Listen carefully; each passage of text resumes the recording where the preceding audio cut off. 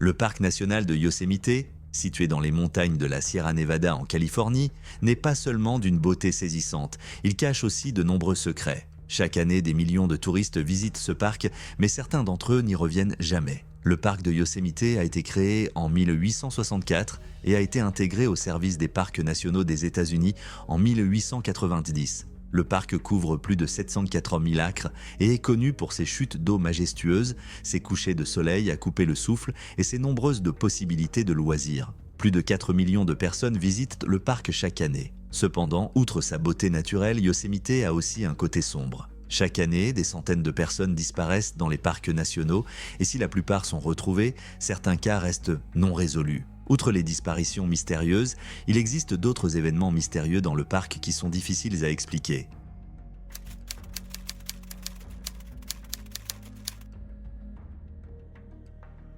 John Bingaman, ancien garde forestier du parc de Yosemite, décrit plusieurs événements étranges survenus dans le parc dans son livre The Yosemite Guardians, publié en 1961. Il commence par dire que les rapports des gardes forestiers sur les accidents étranges survenus au fil des ans ressemblent à de la fiction tirée d'un livre d'histoire. Le premier événement étrange qu'il décrit concerne un étrange orage.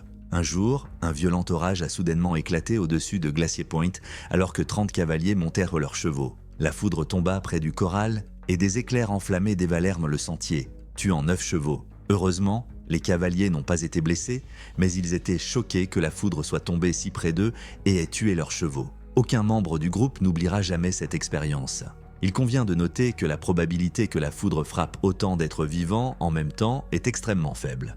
Mais ce n'est pas la seule fois que des éclairs étranges sont apparus dans le Yosemite et se sont révélés mortels. En 1985, vers 7 heures du soir, 5 alpinistes ont escaladé le Half Dome qui surplombe la vallée de Yosemite et se sont assis au sommet d'une grotte. La foudre s'abat sur le groupe, tuant 2 d'entre eux et blessant les 3 autres, dont 2 sont dans un état critique. La foudre a projeté l'un des alpinistes d'une hauteur d'environ 1200 mètres. Brian Gordon, 16 ans, est l'un des 2 hommes qui ont succombé à leurs blessures, mais l'identité du second n'a été révélée qu'après que ses proches ont été informés de l'incident. Tom Rice, 28 ans, et Bruce Weiner, 24 ans, ont été hospitalisés au centre médical de l'Université de Californie à Davis et se trouvent dans un état critique après avoir été frappés par la foudre. Adrian Esteban, 22 ans, a été soigné au centre médical et a quitté l'hôpital le jour même. L'incident a incité le National Park Service à publier un avis de sécurité sur la manière d'identifier et d'éviter la foudre et les orages à Yosemite. John parle également d'un autre type d'événement étrange, à savoir plusieurs rapports faisant état de comportements étranges de coyotes. Voici un autre événement inhabituel qu'il a décrit. Jeffrey Stanton de Walnut Creek, Californie, campait à Wawona tôt un matin. Un coyote l'a mordu à la tête pendant qu'il dormait. Il s'est réveillé à temps pour voir le coyote essayer de se cacher dans les buissons. L'homme a reçu les premiers soins et le traitement nécessaire contre la rage au Lewis Memorial Hospital. Les gardes forestiers ont mené une chasse intensive pendant une semaine, mais le coyote n'a jamais été retrouvé et, heureusement, M. Stanton n'a pas été blessé dans l'incident. Un incident similaire s'est produit un mois plus tard, alors que Carl Munson campait à Wawona. Un coyote, ou chien sauvage, l'a griffé à la tête alors qu'il dormait sur le sol. Là encore, il n'y a pas eu de mauvaise réaction, mais les rangers sont chassés pendant plusieurs jours, en vain. On a supposé que l'animal était à la recherche de nourriture et qu'il passait à côté de Carl lorsqu'il se retournait ou bougeait dans son sac de couchage. L'animal a peut-être pensé qu'il s'agissait d'un objet sur lequel se jeter, comme ils le font souvent lorsqu'ils sont à la recherche de petits gibiers ou d'oiseaux. John a conclu la section sur les événements étranges en nous rappelant que ces accidents particuliers ne sont que quelques-uns des nombreux accidents qui sont signalés et traités par les gardes tout au long de l'année. Dans le parc national de Yosemite, les touristes ont également souvent vu ce qui ressemble à des ovnis. Par exemple, le 19 septembre 2002, dans la soirée juste après le coucher du soleil, les visiteurs de Yosemite ont vu un visiteur inattendu dans le ciel, une lumière brillante en forme de boule. Bien que l'orbe ait été classée comme ovni, elle était entourée d'un autre halo lumineux, beaucoup plus grand qu'elle, et était suivie par des kilomètres de fumée zigzagante. La boule de lumière s'est lentement déplacée dans le ciel et le visiteur a pu filmer l'événement avant que le disque ne disparaisse dans la nuit. Le témoin écrit que des avions de l'armée de l'air sont arrivés et ont fait plusieurs fois le tour de la zone. Rien d'inhabituel n'a été observé. De nombreux autres incidents similaires se sont produits à Yosemite et à ce jour, Nous ne savons pas avec certitude ce qu'étaient ces étranges visiteurs aériens. Les images d'ovnis filmées ce soir-là en 2002 sont considérées comme l'une des meilleures du genre à l'époque. Étant donné que les caméras vidéo légères n'étaient pas populaires avant les années 90 et que les enregistrements sur téléphone n'ont été introduits aux États-Unis qu'au début des années 2000, cela n'a rien d'étonnant. Et pourtant, il semble qu'il n'y ait que peu ou pas d'enquêtes réelles. Ou peut-être qu'aucune enquête n'est publiée pour aider à découvrir ces observations d'ovnis en déterminant ce qu'ils sont, d'où ils viennent et pourquoi ils apparaissent dans le ciel de Yosemite. Il est tentant de penser que les gens devraient avoir dépassé leur peur de ce qui se passe dans la nuit à Yosemite. Mais malgré nos connaissances scientifiques modernes et notre technologie avancée, certains des mystères les plus inquiétants auxquels nous sommes confrontés n'ont toujours pas été élucidés. Les vieilles histoires ne sont peut-être pas aussi simples qu'on pourrait le croire. Voici quelques-unes des nombreuses légendes qui proviennent de la région de Yosemite. Les femmes en forme de poisson et le conte folklorique Miwok. On raconte qu'il y a des milliers d'années, lorsque les Aouanches étaient encore un jeune peuple, la rivière Merced abritait des femmes poissons ou des sirènes. Les sirènes étaient de magnifiques créatures dotées d'une queue de poisson, d'écailles et de nageoires et dont le haut du corps ressemblait à celui de superbes femmes. Elles ne pouvaient pas sortir de l'eau, mais s'asseyaient souvent sur des rochers dans les eaux peu profondes, regardant les guerriers Ahwahnee peigner leurs longs cheveux noirs avec des peignes, tout en chantant leurs chansons les plus séduisantes. Aussi charmantes que soient les sirènes, les guerriers ne se laissaient pas facilement berner, et ils savaient que les sirènes étaient de belles mais sinistres. Un jour, 2 guerriers pêchaient dans les eaux profondes de la rivière. Utilisant un filet tissé avec des fils d'asclépiade, ils s'emmêlèrent dans des pierres au fond de la rivière et l'un des guerriers plongea pour libérer le filet. Les sirènes n'ont pas pu résister à cette opportunité. Dès que le courageux homme fut sous la surface de l'eau, les sirènes sautèrent de dessous les pierres. Elles attachèrent les fils du filet à ses orteils et le gardèrent sous l'eau jusqu'à ce qu'il se noie. Ensuite, elles détachèrent le brave homme et l'emmenèrent dans leur pays caché sous la rivière, et personne ne revit jamais le brave homme ni les sirènes. La légende de Miwok Pohono prétend qu'un ancien esprit maléfique hante le site de la chute d'un voile de mariage dans le Yosemite, se manifestant sous la forme d'un vent séduisant et attirant. L'histoire raconte qu'une vieille femme et une jeune fille Ahwahnee étaient en train de cueillir des baies le long d'un ruisseau au-dessus des Bridalveil Falls lorsqu'un malheur est arrivé. Alors qu'elles se disputaient, les baies les plus mûres, la jeune fille se détourna de son travail, regarda le long du cours d'eau et arriva au bord des chutes, où elle vit une brume colorée tourbillonner dans les airs. La jeune fille en était fascinée par la beauté des couleurs et enchantée par la présence de la brume et l'énergie qu'elle véhiculait. Elle était de plus en plus hypnotisée jusqu'à ce qu'elle abandonne complètement la chasse aux baies et se déplace en aval, plus près du tourbillon de couleurs et plus près du bord de la chute d'eau. Rien ne pouvait détourner son attention du brouillard, ni la femme plus âgée qui l'appelait en arrière-plan, ni même son instinct de conservation. Tandis qu'elle se rapprochait de la cascade, elle ne se concentrait que sur le nuage de brume coloré et capiteux et sur le vent. Alors qu'elle faisait les derniers pas vers le bord de la chute d'eau, les tourbillons de vent poussèrent un cri de joie impie et l'engloutirent tout entière. L'esprit maléfique utilisa le vent pour soulever le corps de la jeune fille et la jeter par-dessus le bord de la cascade. Kohono regarda la jeune fille plongée dans les profondeurs rocheuses.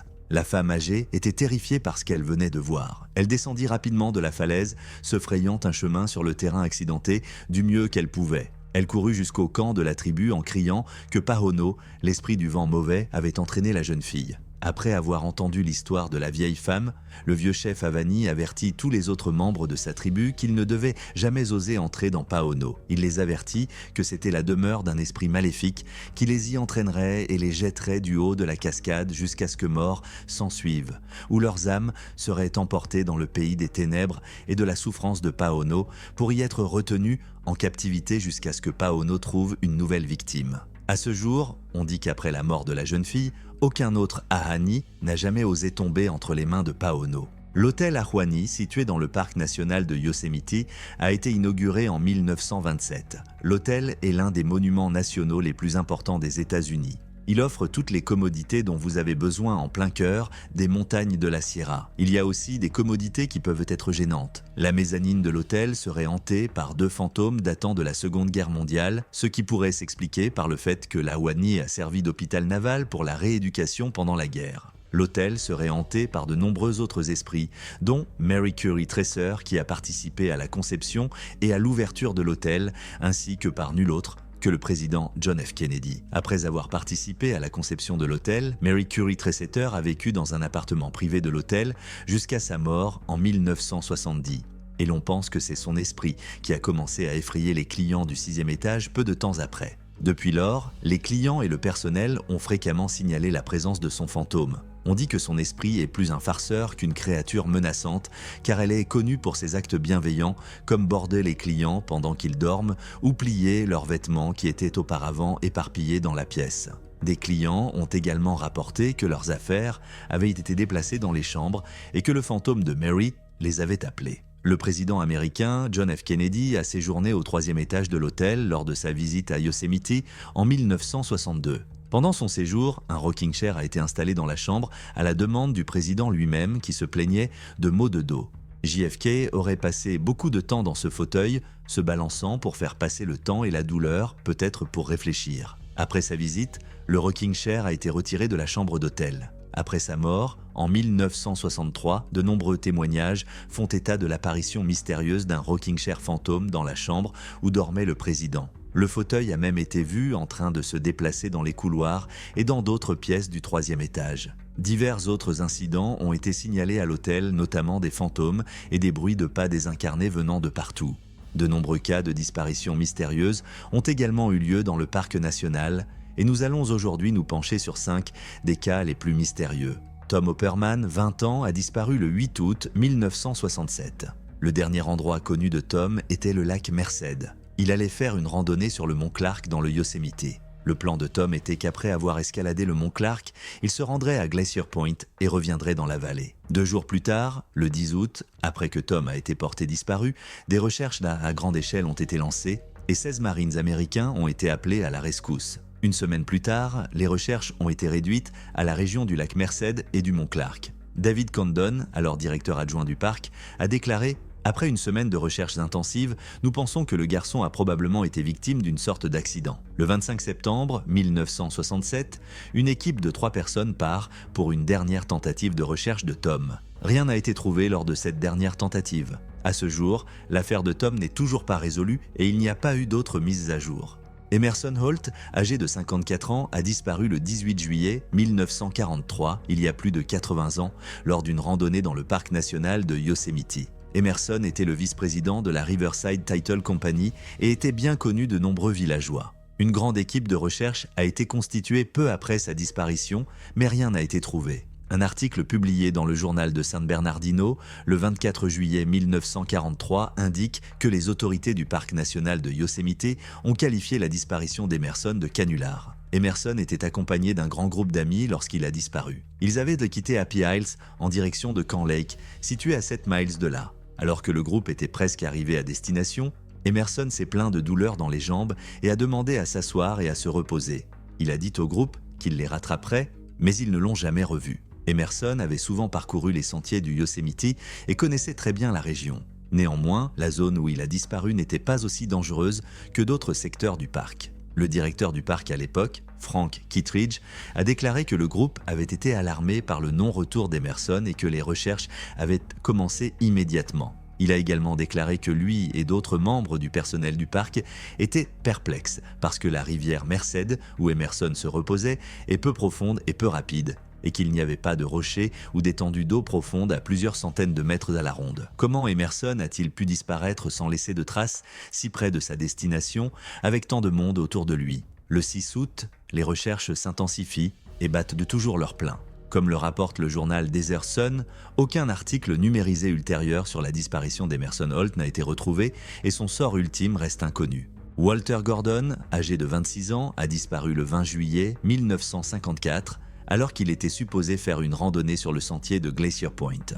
Walter était chercheur à l'Université de Californie, employé du parc de Yosemite et randonneur expérimenté. Il emportait avec lui une boîte à lunch et prévoyait de s'arrêter pour manger quelque part sur le sentier. John Bingham, ancien garde du parc de Yosemite, a raconté la disparition de Walter ainsi que de nombreuses autres dans le chapitre 7 de son livre Yosemite Park Rangers, les gardes du parc de Yosemite. John écrit que Walter travaillait à Camp Curry, dans le Yosemite, et que lorsque sa disparition a été connue, d'autres gardes sont partis à sa recherche. En ce qui concerne l'opération de recherche et de sauvetage, les Rangers ont mené des recherches pendant plusieurs jours. Des chiens de chasse et un hélicoptère ont été utilisés, mais aucune trace de lui n'a jamais été retrouvée. L'hélicoptère utilisé pour la recherche de Walter était l'un des premiers utilisés dans le parc. Malgré tous les efforts déployés, rien n'a été trouvé. Comment un jeune et agile employé du parc a-t-il pu disparaître au cours d'une randonnée qu'il avait probablement déjà effectuée à maintes reprises? À ce jour, l'affaire Walter n'est toujours pas résolue et aucune nouvelle n'a été communiquée.